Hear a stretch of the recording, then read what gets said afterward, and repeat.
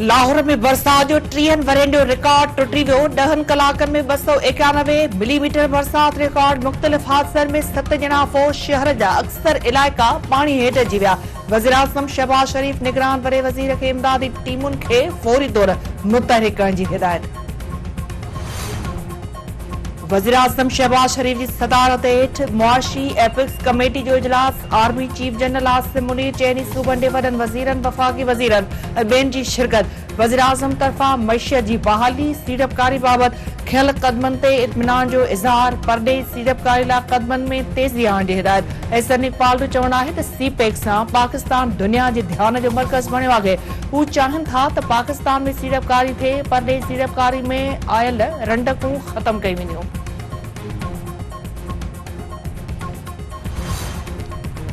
Public accounts committee PTI दौर में 620 माण्हुनि खे ॾिनल $3 अरब कर्ज़ जी फॉरेंसिक ऑडिट कराइण जो हुकुम ॾेई छॾियो। पीएसी चेयरमैन जो चवणु आहे त उहे कहिड़ा नेक माण्हू आहिनि जिन लाइ उहा स्कीम मुतारिफ़ कराई वई।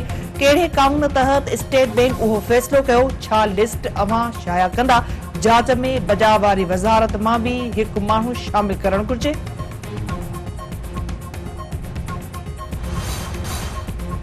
वज़ीर आज़म शहबाज शरीफ़ जो चवणु आहे त भारत खे सीपेक में रंडक बणजण बदिरां उन मां फ़ाइदो वठणु घुर्जे। सीपेक गुरबत, बेरोज़गारी, मुआशी बदहाली जे ख़ात्मे जो मंसूबो आहे। IMF सां मुआहदे ते अमल संदन पहिरीं तरजीह आहे। अफ़सोस आहे त 4 साल सीपेक जी राह में रंडक आहे। चीन जहिड़े अज़ीम दोस्त ते बेबुनियाद इल्ज़ाम मढ़िया विया। हाणे हू सीपेक जी रफ़्तार ॿीणी करे रहिया आहिनि।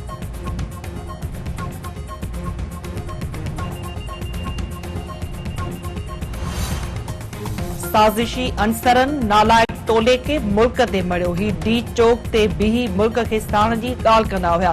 कंटेनर ते बीही करे सिविल नाफ़रमानी जी तहरीक हलाइण जो चयो हुयो। मुख़लिस क़यादत खे रस्ते तां हटाइण लाइ मददगार बणजंदड़नि खे वाइको थियणु घुर्जे।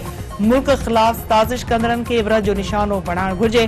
पाकिस्तान जे मसइलनि जो हल नवाज़ शरीफ़ वटि आहे। सिलसिला वारी वफ़ाक़ी वज़ीर मरियम औरंगज़ेब।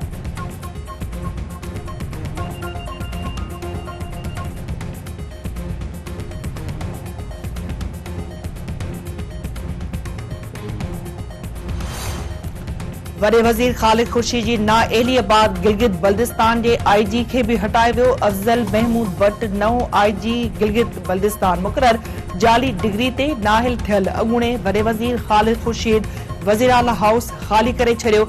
गिलगित कैबिनेट डिवीज़न तरफ़ां गाॾियूं, सिक्योरिटी गार्ड ऐं प्रोटोकॉल बि वापसि कयो वियो।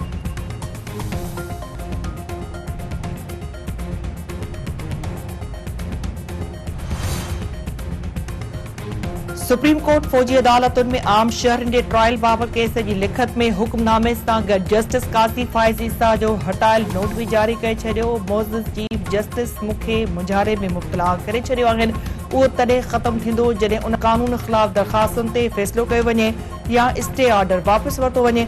जस्टिस काज़ी फ़ाइज़ ईसा जो नोट चीफ जस्टिस सिविलियन जे फ़ौजी ट्रायल ख़िलाफ़ दरख़्वास्तुनि जी ॿुधणी लाइ समूरनि जजनि ते ॿधल फुल कोर्ट जोड़े। जस्टिस सरदार तारिक मसूद जो नोट फुल कोर्ट न जोड़ण सां अदालत जी अथॉरिटी ऐं फ़ैसिलनि जी क़ानूनी हैसियत मुतासिर थी रही आहे।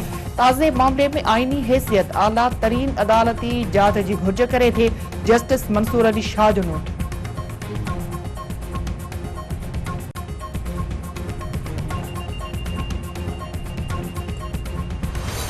तीसरी चीज जिस पे मैंने बहुत ज़्यादा जोर दिया और मैं इंस्पेक्टर जनरल साहब का शुक्रगुजार हूँ कि उन्होंने उस पर बड़े प्रॉम्प्ट एक्शंस लिए हैं और एक वाज़ेह फ़र्क नज़र आया है। वो है इस सूबे के अंदर जो मंशियात का कारोबार है उस पर कंट्रोल करना, उस मंशियात फरोशों को ख़त्म करना, मंशियात का इस सूबे में आना, इसलिए कि मंशियात यहाँ बनती नहीं है, ये सब बाहर से आती है। सिंध जे वॾे वज़ीर सैयद मुराद अली शाह जो चवणु आहे त मौजूदा दौर में पुलिस संगीन चैलेंजिस खे मुंहुं ॾेई रही आहे। रोज़ानो वधंदड़ दहशतगर्दी हिन वक़्तु क़ौम लाइ संगीन ख़तरो बणियल आहे। सिंध पुलिस जा जवान मुल्क दुश्मन अंसरनि जो बहादुरी सां मुक़ाबिलो करण लाइ हर वक़्तु तयारु आहिनि। पुलिस दुश्मन खे ख़तमु करण लाइ पंहिंजी जाननि जो नज़रानो ॾियण खां कॾहिं बि न कीबायो। मुल्क के पहिरें चूंडियल वज़ीर आज़म शहीद ज़ुल्फ़िकार अली भुट्टो की हुकूमत जो तख्तो ऊंधो करण खिलाफ सिंध समेत सॼे मुल्क में पीपी तरफ़ां कारो ॾींहुं मल्हायो वियो। मुख़्तलिफ़ शहरनि में रैलियूं ऐं तक़रीबूं अॻूणे सदर आसिफ अली ज़रदारी जो चवणु आहे त पाकिस्तान अॼु बि 5 जुलाई 1977 जे क़दमनि जा नतीजा भोगे रहियो आहे। इक़्तिदार जे लालची टोले मुल्क जी आज़ादी ख़ुदमुख़्तियारी ख़ुददारी जी लताड़ कई। पीपुल्स पार्टी पाकिस्तान के हिकु आज़ाद ख़ुदमुख़्तियार बावकार मुल्क बणाइण वारे पंहिंजे अज़म ते क़ाइमु आहे। डिप्टी कमिश्नर मलीर जी ऑफिस में क्लार्क शबाना कंवल तरफां मुबैना तौर रिश्वत वठण वारी वीडियो सिंध टीवी न्यूज़ हथ करे वरिती। क्लार्क शबाना पाण खे असिस्टेंट मुख्तियारकार ऐं पुट खे डिस्ट्रिक्ट वेस्ट जो असिस्टेंट कमिश्नर ज़ाहिर कंदे फोती खाते जी जाली एनओसी ॾियण लाइ पैसा वरिता। ऑनलाइन गेम दौरान प्यार थियण बाद भारत 72 कोट ॾिजी वासिण चेन ॿारनि जी माउ गिरफ़्तार। पुलिस गैर कानूनी तौर ते रहण ते सीमा खे गिरफ़्तार करे इंक्वायरी शुरू करे छॾी। संदसि 14 ॾींहनि जो जिस्मानी रिमांड बि मंज़ूर। सीमा जी मुड़िस तरफ़ां हुकूमत पाकिस्तान खां घरवारी खे फौरी तौर वतन वापसि कराइण जी अपील।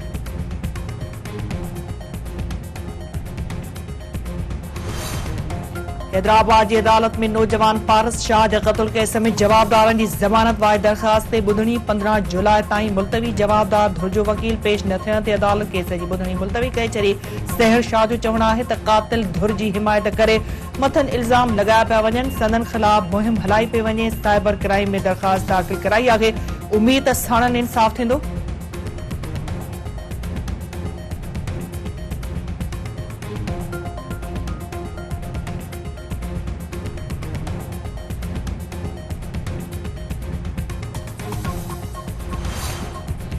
हैदराबाद की एहतसाब अदालत में M6 मोटरवे करप्शन केस की ॿुधणी। नेब तरफ़ां 30 रेफरेंस दाख़िल करण लाइ मोहलत तलब करण ते अदालत पारां कावड़ जो इज़हार। अदालत जो चवणु आहे त हाणे रेफरेंस दाख़िल न थियो त जवाबदारनि जी ज़मानत जी दरख़ास्त ते ॿुधणी कई वेंदी।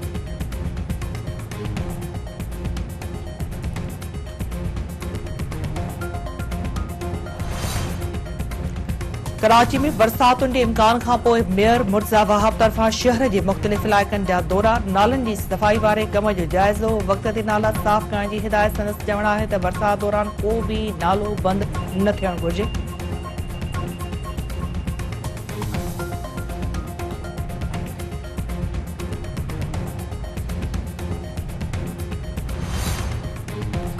उमरकोट में गर्ल्स हॉस्टल ते शागिर्दियाणियुनि खे ब्लैकमेल करण वारे मामले जी जांच जारी। शागिर्दियाणी महनाज़ एवान ऐं अमरीन काइम खानी जा बयान कलम बंद। गर्ल्स हॉस्टल जे अॻूणी मुलाज़िमा सुरिया तरफ़ां शहरोज़ काइम खानी ते ॿीहर ब्लैकमेल करण जो इल्ज़ाम।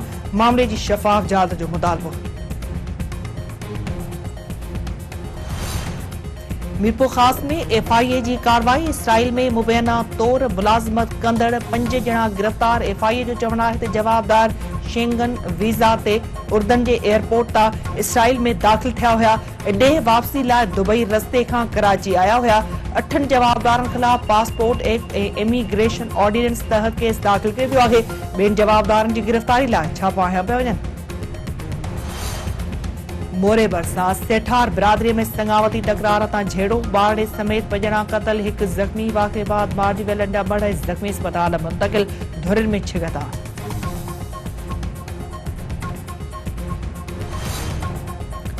मलीर जे इलाइक़े शाह लतीफ़ थाणे जी हद में फुर दौरान मज़ामत ते 1 शहरी ज़ख़्मी। इलाइक़े वासियुनि 2 फोरुनि खे पकड़े वरितो। तशद्दुद बाद पुलिस तबाले पुलिस ज़ख़्मी थियल फोरुनि खे अस्पताल मुंतक़िल करे छॾियो।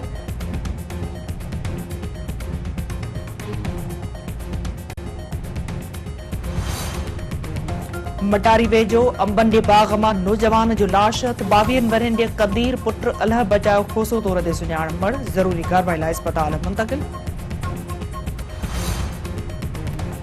वर्ल्ड कप 2023 में क़ौमी टीम की शिरकत खां पाकिस्तान जो सिक्योरिटी वफ़द भारत जो दौरो कंदो। PCB जे नए चेयरमैन जी चूंड बाद सिक्योरिटी वफ़द भारत मोकिलियो वेंदो। वफ़द उन्हनि हंधनि जो जाइज़ो वठंदो जिते पाकिस्तान पंहिंजो बेजू खेॾंदो।